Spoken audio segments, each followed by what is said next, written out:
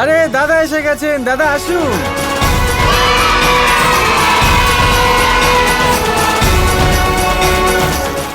আসুন সবাই আসুন। আরে দাদা মজা হচ্ছে। আরে এসো এসো আয়ান, তুমিও আমাদের সাথে লাফাও, দারুণ মজা হচ্ছে। কি বাচ্চারা,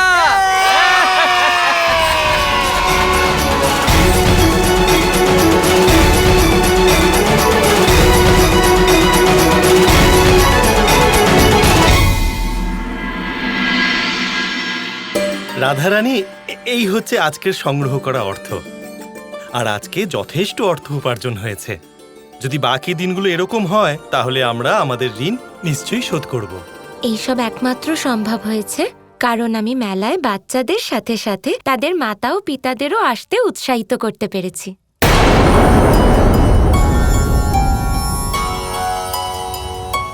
দেখেছো কানাই, মেলায় সমস্ত ব্যবস্থা করা থেকে মানুষকে এখানে ডাকা পর্যন্ত সবকিছু আমরা সবাই মিলে করেছি। তাহলে রাধাই সবকিছুর কৃতিত্ব একা কি করে নিতে পারে? ওর তো আমাদের সবার প্রশংসাও করা উচিত। ও এরকম কিছুই করবে না দাদা। কিন্তু কেন? কারণ রাধা আমাদের থেকে দূরে সরে যাচ্ছে, এগিয়ে যাচ্ছে শুধু নিজের দিকে। নেশায় বুঁদ হয়ে নিজের অহংকারের দিকে এগিয়ে যাচ্ছে দাদা।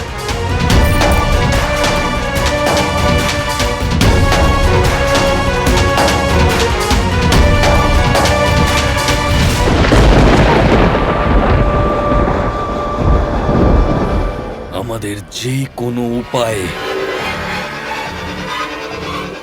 রাধাকে আটকাতেই হবে মা।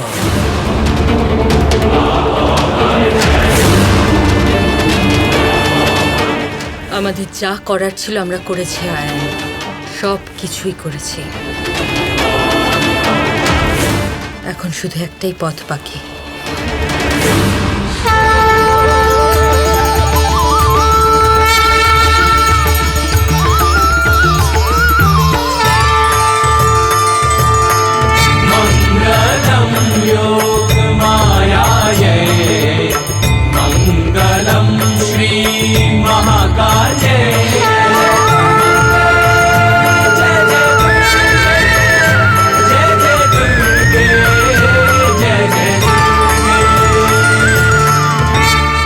তাহলে চৈত্র নবরাত্রির তৃতীয় দিনে আরাধনা করা হয় মাতা চন্দ্রঘণ্টার।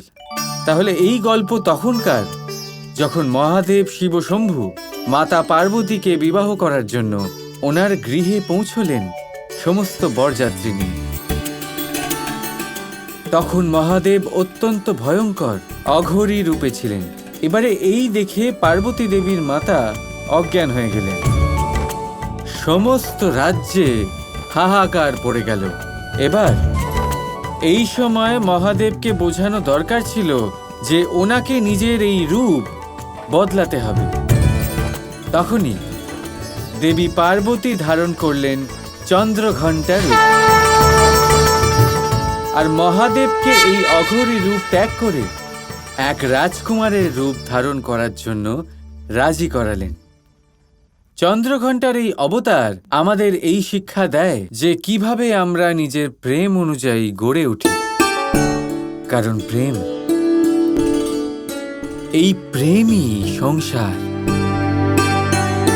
যে প্রেমের সাথে যুক্ত সেই সংসারের সাথে যুক্ত আছে, আর যে অহংকারের সাথে যুক্ত সে নিজের বন্ধুদের থেকে, নিজের পরিবারের থেকে, এই সংসার থেকে দূরে সরতে থাকে, এগিয়ে যায় শুধু নিজের অহংকারের দিকে। অহংকারে মানুষ আপনজনদের ভুলে যায়।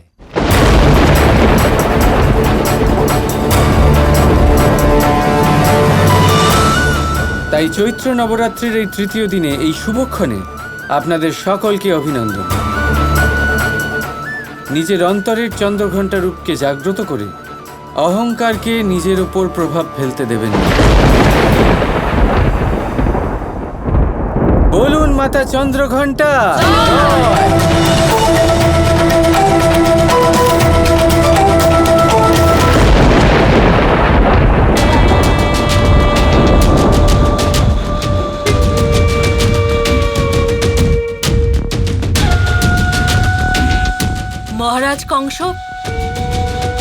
মহারাজ, মহারাজ কংস কোথায় আপনি?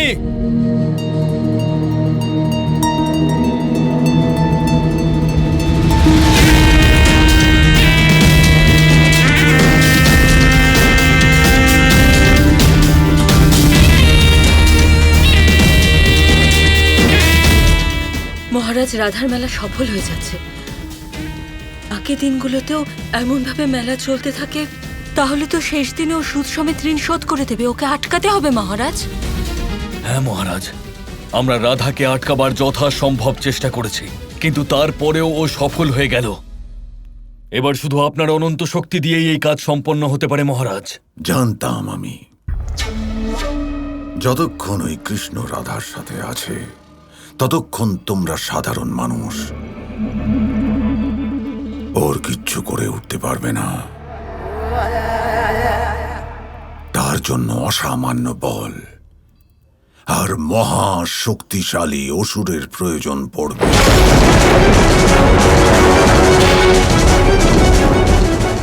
ওম হিম চামুণ্ডায় নমঃ। ওম হিম ক্রিম চামুণ্ডায় নমঃ।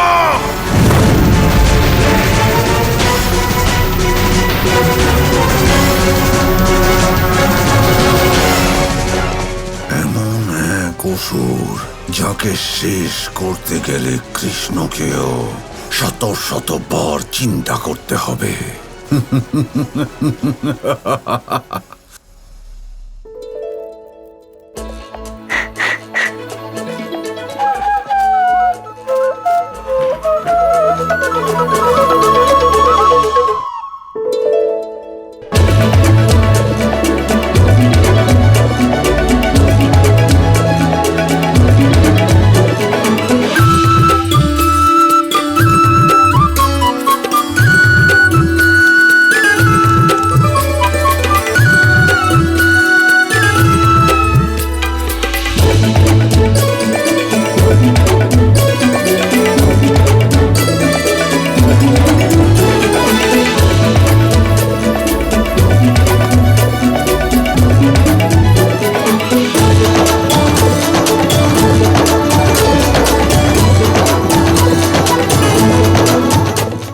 জানতে চাও না আমি এইসব কেন করছি? হ্যাঁ, এইসব তুমি কেন করছো রাধা? আমি বুঝতেই পারছি না। কারণ তুমি আমার সমস্ত প্রিয় বস্তু মেলায় বেচে দিয়েছো, তাই আমিও তোমার সব প্রিয় বস্তু বেচে দেব। আপনি বিক্রি করবেন? আপনি তো আমাদের রাধা রানী, আপনি বিক্রি করবেন? কেন বেচতে পারবো না? যখন এত বড় সমস্যার সমাধান আমি একা বের করতে পারি, তখন এই সাধারণ বস্তুগুলোও আমি বেচতে পারি। এমন কি আছে যে আপনি করতে পারেন না? কি বিক্রি করবেন?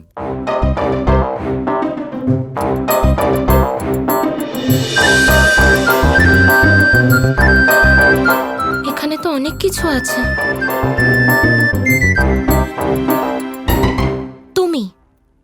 তুমি আমাকে ভালোবাসো তো, তাই তুমি তোমার সমস্ত প্রিয় আর বহুমূল্য বস্তু আমাকে এনে দেবে, আর আমি সব বেচে দেব। তারপরে দেখো কেমন লাগে। নিশ্চয়ই রাধারানী, কাল সকালেই আমার যত প্রিয় বস্তু আছে সেই সব আমি নিজে আপনাকে এনে দেব। এখন যান, অনেক কাজ আছে নিশ্চয়ই আপনার।